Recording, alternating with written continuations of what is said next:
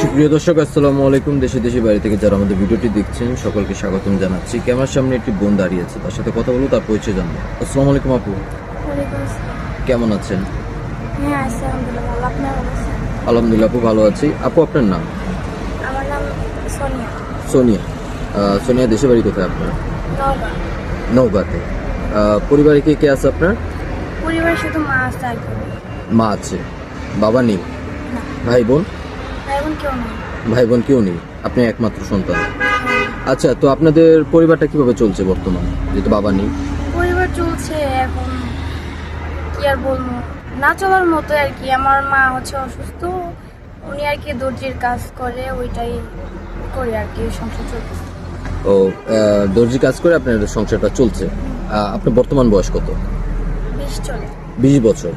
আচ্ছা, আপনি তো একটা টুকটাক কাজকর্ম করতে পারেন যাতে আপনার পরিবারটা একটু সচ্ছলভাবে চলতে পারতো। হ্যাঁ, আমিও আমার মার সাথে পাশাপাশি শিখতেছি কাজটা, দর্জির কাজ।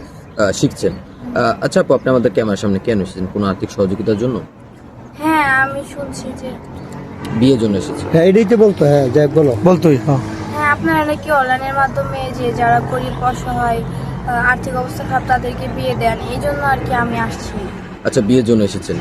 আচ্ছা, আপনি তো আপনার পরিবারের ভিতরে তো বিয়ে করতে পারতেন।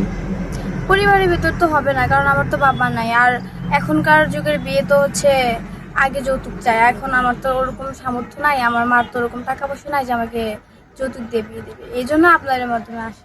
আচ্ছা, সব পুরুষের তো যৌতুক চাচ্ছে না, অনেক পুরুষ আছে যারা বিনা যৌতুকে মেয়েদের দায়িত্ব নিতে চায়। এরকম কার সাথে আপনার যোগাযোগ হয়নি? না, আজ পর্যন্ত হয়নি।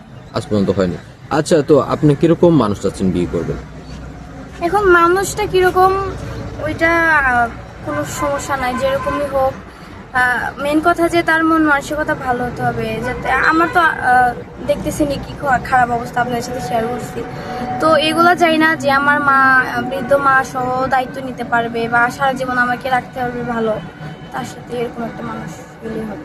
আচ্ছা, তো আপু, আপনার কোনো পার্সোনাল ফোন আছে? কারণ এই ভিডিও আমরা পাবলিক করার পর অনেক ভাই আছে যারা আপনার সাথে যোগাযোগ করতে চাইবে, তো আপনার সাথে যোগাযোগ করবে কিভাবে? না, ফোন কোথায় পাবো? ঠিক মতো তো 3 বেলা খাইতে পারি না, ফোন পাবো। আপনার ফোন নেই?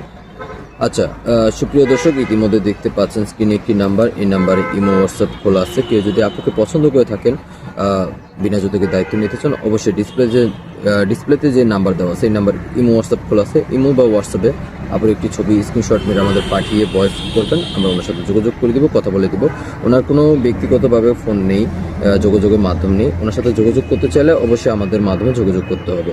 আপু, বাংলা কতটুকু পড়াশোনা করেছেন? বেশি করতে পারি নাই, 8 পর্যন্ত। 8 পর্যন্ত পড়াশোনা করছেন। নামাজ কালাম পড়েন? হ্যাঁ, পড়ি। আচ্ছা আপু, তো ভালো থাকবেন, এটা মনে যোগ দেওয়ার চেষ্টা করবো। আসসালামু আলাইকুম।